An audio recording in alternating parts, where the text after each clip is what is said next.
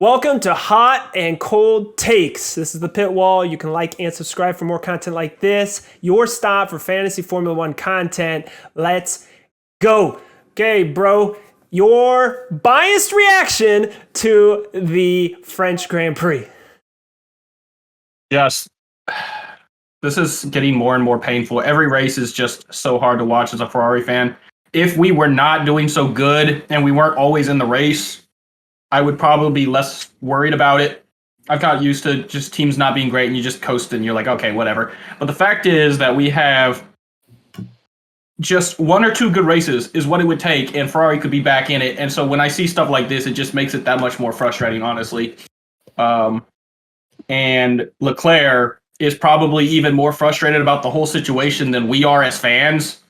And trust me, I'm very frustrated. So you have to imagine how he's feeling right now. And I'm going to be honest, this is a scary thing for me to say.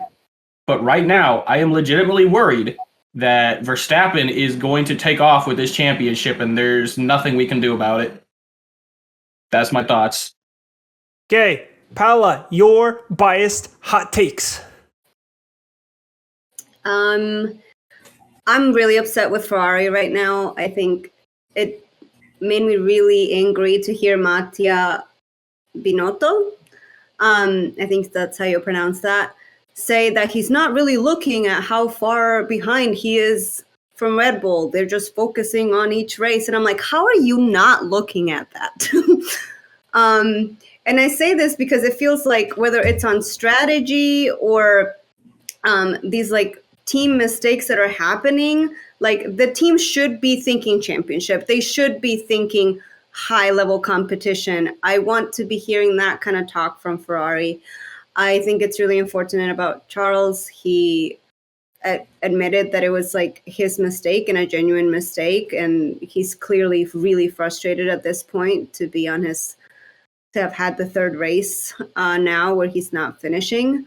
I think Verstappen had it easy once he got the lead. There was like no one to contest with him. And I think that's what we're going to be seeing if we keep seeing reliability issues from Ferrari.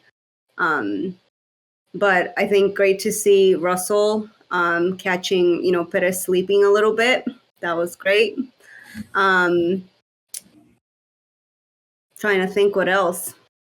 That's fine. Dad, your Red Bull side of the garage biased hot take. Okay, hold on. Dan. Question for you, though, before we start, though.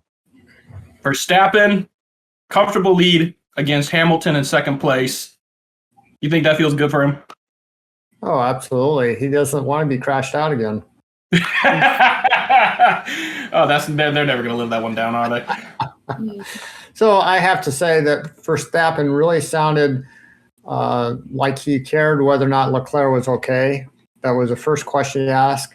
So that felt good. It almost sounded like he was saddened by the fact that Leclerc was out. It was almost like he wanted to continue competing against him. I was impressed with Sainz, even though I'm a Red Bull fan, how he came up and he even passed Perez before he had a pit stop. I thought, wow, that Ferrari is really doing some stuff. And it was interesting to watch Russell get by Perez. My wife hated that.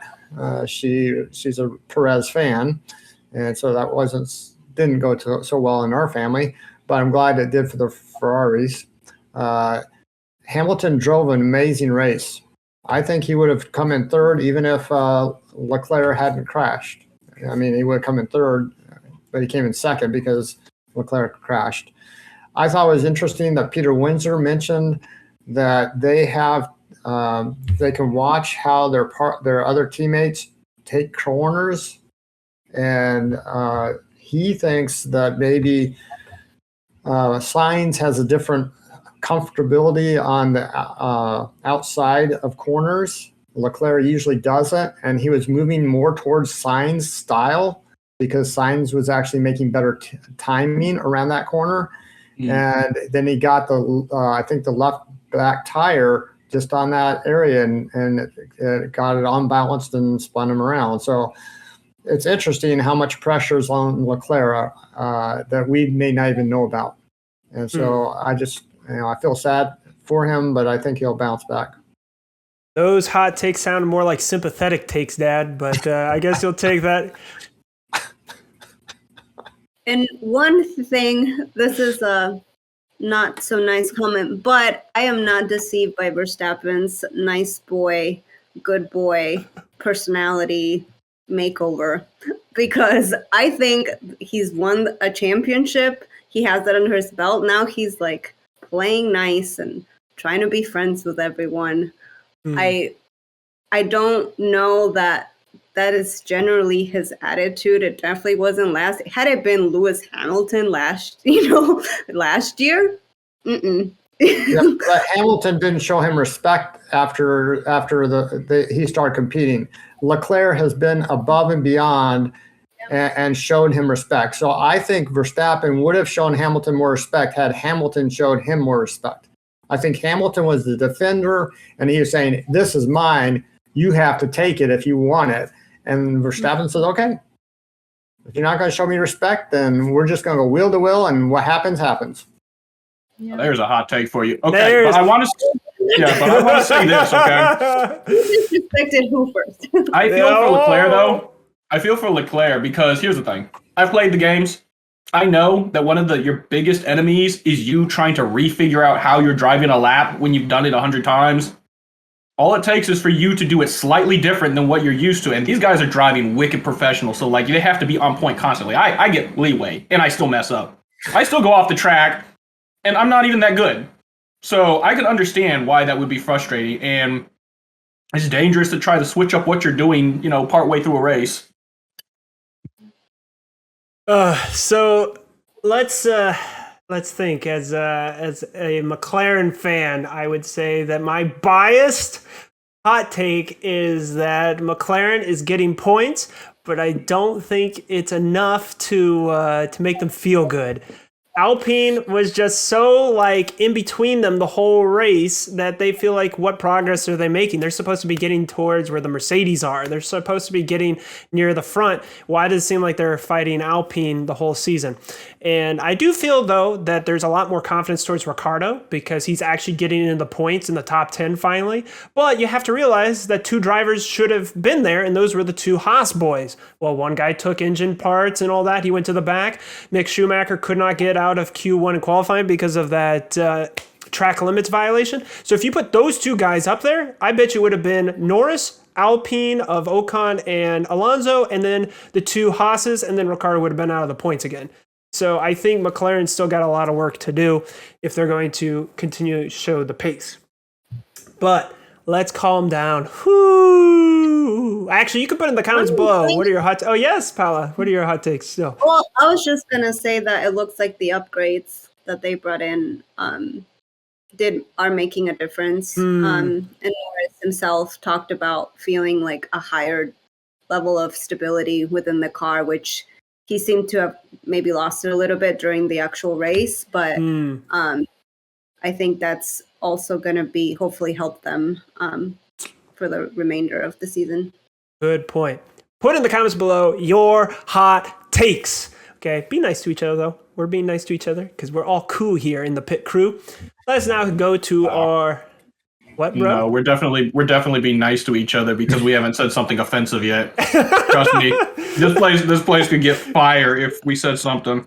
The Kessler blood will run deep, and then the Latina blood will boil over.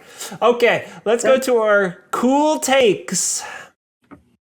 I would like to share with you the team standings. Red Bull, 396 points. Ferrari, 314. Mercedes, 270. And then Alpine with 93. Wow. McLaren right behind with 89 points. Then you have Alfa Romeo with 51. Haas, 34. AlphaTauri, 27. Aston Martin, 19. Williams, 3. How are you guys feeling about the constructors?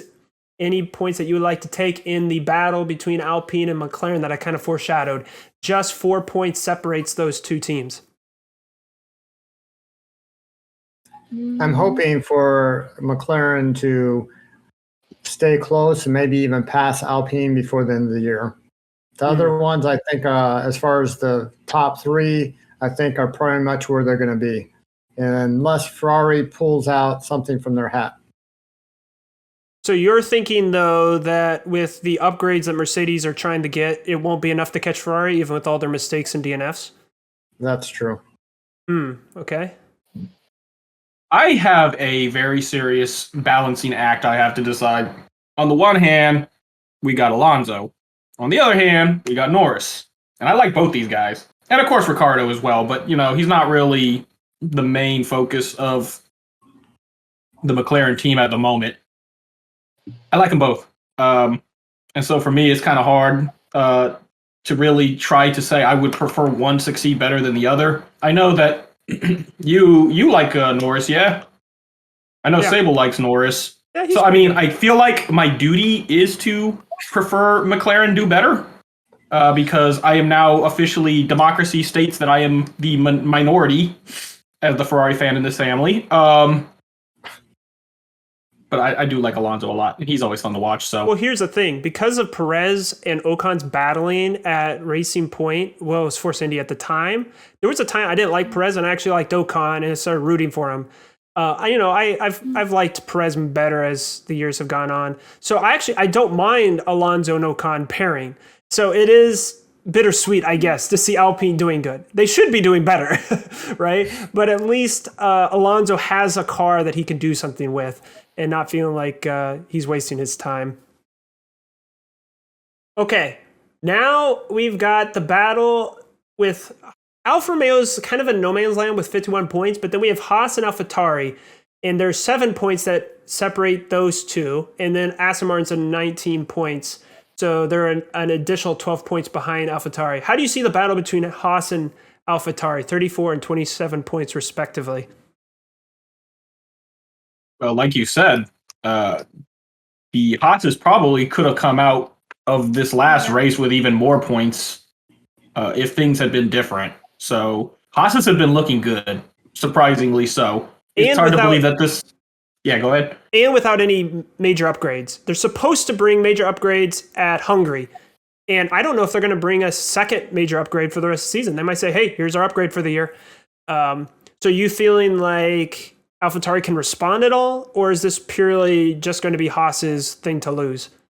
What I'm saying is, at the moment, I feel like this is only close because of things that have happened and not so much because what AlphaTauri is necessarily doing. Which I'm not trying to say that they're bad or anything, but like I think more Haas has been kind of shooting themselves in the foot a little bit so that they're not further along in points. Yeah, I agree. It's hard to like pinpoint a race where like it was Haas making like blatant mistakes, costing them the race, make them lose points. Like I think they have raced as well as they could most weekends. And it's only when like things like what we saw this past Sunday where they're getting spun out or contact from other drivers that we're seeing them not get the points that they should. Mind you, not like a whole lot of points, but I think they have like good, consistent drivers. So I think going forward, yeah, it's sort of theirs to lose. I don't see AlphaTauri really anything like memorable. Well, Tsunoda surprised me this race, and then he gets crashed out. Like, he could have gotten a top 10 finish, I believe, with the pace that he was showing, which was crazy because Gasly was like miles ahead of him last season. This season, it's like Tsunoda's actually like on par or getting better. So the new car isn't really suiting the AlphaTauri, and he's trying to do the best he can with it. I'll say it's a shame, though, because I feel like Tsunoda and Gasly were two of the most interesting people to watch last year, and now nobody really even talks about them that much. So that's just how much a change in the rules or whatever regulations can really, mix things up. But we also don't know if this is not the natural progression it would have taken anyway. But I just miss hearing them talk about. I love Gasly was so much fun to watch last year. So true. Now on to the driver standings. You hinted at it before. Verstappen, 233 points. Leclerc, 170. Leclerc said after the race, well, if I lose the championship by 35 points, I know where. 25 points lost at France, 7 points lost at Imola. And then Perez crazy enough, Perez 7 points behind Leclerc. It seems like Leclerc is now fighting Perez for second in the championship. Do you think it's going to continue that way, or does Leclerc have any shot at trying to fight back against Verstappen? I think that Leclerc has the skill to do it, and if he can refrain from mild mistakes or lapse of judgment, I think he can get back up and compete against him. That's convenient for you to say when you're all cushy and got an extra lead on you. Very nice and. Yeah. I said the same thing when he had the lead, that he would be competing against Verstappen. Okay, all right. Well, to that I would add, I think like we're getting to a breaking point where Ferrari needs to decide like if they're gonna back up, Charles for the championship win and make all like decisions moving forward based on that versus are we still just going, to let them, especially like Leclerc and Sainz, just kind of fight it out week in and week out. Because I think for Leclerc to come back at this point, like he needs the full team behind him because he has so much, to catch up on. And I think we need also like a little grain of luck, like where Verstappen crashes out or gets a penalty or something. Like I think we need two of those things, like full on team behind Charles and then a little bit of luck where Red Bull doesn't have a good week. I was going to add on to that with you, Paula, is that 6 points a race is just chip damage at this point, and theoretically, if he keeps winning every race, that could happen. But Verstappen does not often make stupid mistakes, right? And even when he was going against Hamilton last year, he did end up off the track once or twice because of it. But like it would probably, I'm more leaning towards something would have to happen to that car because Verstappen tends to drive very cool, and he's shown before that when it's him versus Leclerc, he can get it done, and he's not doing anything crazy to make that happen. So, I think we'll close with this. Don't forget that Verstappen has been racing since I think it's 2014, right, bro? Do you remember? It's been a pretty long time. Okay, so Leclerc, right, in this stage of his career, is kind of in the crash stage that Verstappen was in his, right? This moment for Leclerc is kind of when Verstappen had Ricciardo as his teammate a couple seasons ago. And so I'm hoping that Leclerc is able to get beyond this, and this is good omens for the team to build upon. It's the first year of the regulations, and if Ferrari can build upon this, then Leclerc can get more settled and hopefully get a championship where he's not having to fight his car, because that's what we're seeing. His car is dying, or his car is not handling like he wants it to be.